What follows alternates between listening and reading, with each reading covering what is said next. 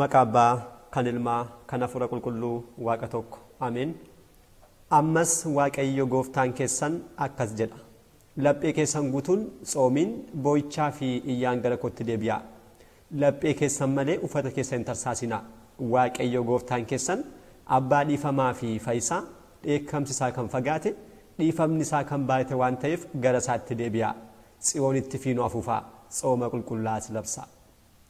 Raajii Iyyu'eel boqonnaa 2 lakkoofsa 12 hanga 15 kan jirudha kan caqasne. Abbaan yeroowwanii tolummaasaan yeroowwan dabarsee yeroowwaniin bakka kan buusu guyyaa baay'ee dabarsee guyyaa guddaa kana seensaa tsooma guddichaatiin kan nu ga'e uumaa keenya Sillaaseef galannii fi ulfinni guddaan isaaf haa ta'u. Deessuu gooftaa keenya qulqulleettii Dubroo Maariyaamii yeroo hundumaa kadhannaa isheef arjummaa ilma isheetiin kan jiraannu. Qulqulloota argamoota Waaqayyoo cinaa keenya ta'uudhaan kan nu eegan hojii gaarummaadhaaf akka tattaaffannuudhaaf kan nu gorsan akkasumas qulqulloota abbootii keenyaaf harmoolii keenya hundumaaf galannii fi ulfinni guddaan isaaniif haa ta'u. Bagaa tsooma guddaa tsooma gooftaa keenyaaf fayisaa keenya Iyesuus Kiristoosiin isin ga'e bagaa walumaan nu ga'e. Akka fedhaaf eeyyama Waaqayyootti guyyaa har'aa waa'ee tsooma kanaa ilaalchisuutiin beekumsa waliigalaa tokko tokko kaasuuf akkasumas abboonni keenya nurra turan tsooma kan akkamitti akka isaan tsoomaniif gorsa isaaniis waan tokko tokko laalle gara fuulduraatti nuti akkamitti tsoomuu akka qabnuuf ergaa tokko tokko dabarsuudhaaf akka eeyyamaa fedha Waaqeetti dhufnee jirra. Waaqayyoo abbaan keenya laphee hubatu hunduma keenyaaf nuuf haa kennu jechaa gara barreeffama keenyaatti dabarra. Abbootonni keenya raajonni akkuma nu barsiisan manna amantaa keenya tsooma labsii kiristaanonni hunduu tsoomuun eebbaa fi dhiifama kan ittiin argatan jechuudha. Yeroowwan tsoomaa 7 kan qabdudha. Tsooma jechuun hiikni kallattii isaa yeroo murtaa'eef nyaataaf dhugaatiirraa mataa ofii qusachuu jechuudha. Ija kiristaanummaan yeroo ilaallu immoo tsoomiin nyaataa fi dhugaatii foon keenya gammachiisa irraa of qusachuu yeroo kamiyyuu caalaa immoo akka raawwannuudhaaf kan hin eeyyamamne cubbuuwwan adda addaarraa sirriitti of eeggachuun Waaqayyoo dhaabbachuudhaan gaabbii keenya irratti raawwannu jechuudha. Tsoomaawwan labsii jiran kana keessaa hangafaa fi guyyoota bal'aa qabaachuudhaan kan beekamu tsooma guddichaadha. Tsoomni kun gooftaa keenyaaf fayisaa keenya Yesuus Kiristoosiin kan tsoomame ta'uu isaatiin tsoomii mootii jedhama. Kana booda gooftaan keenya Iyesuus Kiristoos seexanaan qoramuudhaaf hafuura qulqulluudhaan gara lafa onaatti geeffame. Wangeelaa Maatiyos boqonnaa 4 lakkoofsa 1 hanga 2. Kanatti dabalataan tsoomni kun maqaalee adda addaa kan akka tsooma hudaadee, tsooma beenyaa, tsooma mo'insaa, tsooma muusee, tsooma 40 jedhames ni waamama. Hudaadeen jecha abboonni keenya lafa qonnaa bal'ina isaa ibsuutti fayyadamanidha. Akkuma kana tsoomni kun warreen kaan caalaa waan bal'atuuf hudaadee jennee waamna.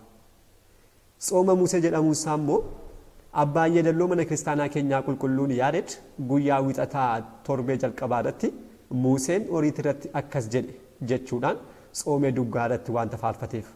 Tsooma beenyaa kan jedhameefis balleessaa addaan balleesse hundumaadhaaf beenyaa isaa kaffaluu kan qabu isuma addaan ta'e osoo jiru gooftaan keenyaaf fayyisaan keenya Iyesuus Kiristoos garuu kan isaaf kaffalamu isaaf ta'e osoo jiru ofiisaa dhufee beenyaa keenya nuuf kaffaluuf wanta ni jalqaba raawwate hojii isaa fayyisummaa hundumaa kan ittiin jalqabe tsoomii kanaa waan ta'eef tsooma beenyaas jedhamuu dandeera jechuudha. Tsooma gooftaa keenyaaf fayyisaa keenya Iyesuus Kiristoos kana manni kiristaanaa keenya guyyoota 55 tsoomti. Kitaaba qulqulluutti kan ibsame gooftaan keenya kan tsoome garuu guyyoota 40fidha. Kun maaliif ta'e kan jedhuuf abboonni keenya sababa adda addaa lama kaa'aniiru. Sababni inni jalqabaan mana amantaa keenya keessatti sanbatoonni lamaan bu'aa beelladootaa jechuunis kan akka foonii, killee, aannanii fi kan kana fakkaatan irraa kan hafe gosti midhaanii warreen kaan hin tsoomaman. Kunis kabaja sanbataawwan lamaan kana ibsuufidha. Sanbanni guyyaa haara galfiif boqonnaa waan taateef jechuudha. Sanbanni inni xinnaan guyyaatti gooftaan keenya hojii isaa hundumaa irraatti boqatedha.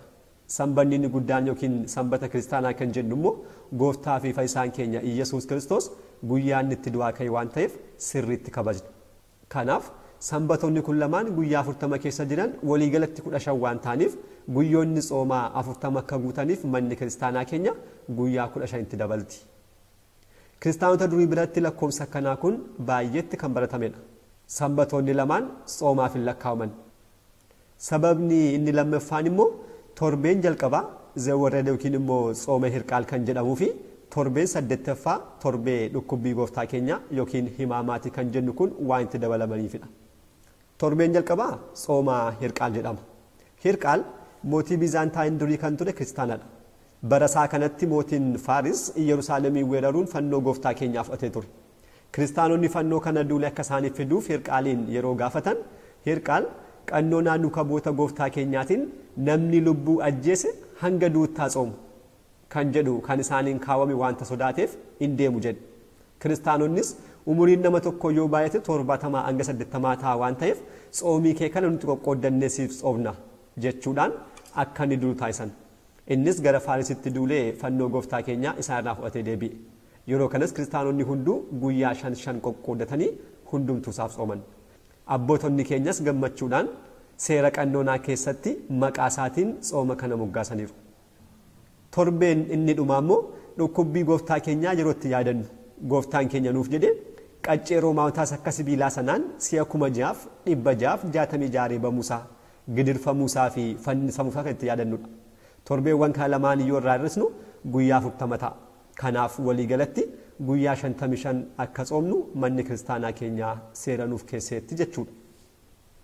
Hubannoo waliigalaa waa'ee tsooma guddichaa amma kanaa yoo jenne amma immoo qulqulloonni abboonni keenya tsoomii kana laalchisuudhaan gorsa isaan nu gorsan yeroo kamittuu yoo ta'u tsoomii yeroo tsoomnu akkamitti tsoomuu akka qabnuuf hiikni tsoomis kallattii kamiin ilaalamuu akka qabuuf barumsa baay'ee barsiisaniiru. Isaan keessaa har'a sa'aatii keenya dukara kan deemu gorsa abboota lama abbaa Shinoodaa fi abbaa keenya qulqulluu Yohaannis Afeworq gaggabaabsinee tuqaa lama kaasna. Abbaan Shinoodaa akkas jedhaniiru. Namni nyaataaf dhugaatii irraa of qusachuu hin dandeenye jireenya isaa Kiristoosiif kennuun akka itti cimu bifaadha. Lubbuun kutannoo qabdu mataa ishee barsiifata hafuuraatti fufsa qabuuf bichisiisuun fedha fooniif kan barbaachisu nyaataaf dhugaatii dhiisuun fedha foonii mo'attee fedha lubbuu isheef bichisiisuun isheef ni danda'ama. Lubbittiin kun wanta cimaa isheetti dhufu hunda dandamachuu ni dandeessi. Namoonni waaqayyoo fi qabsuuratti ciman foon isaanii hanga du'aatti dabarsanii kennuun wareegamummaa argachuu danda'aniiru.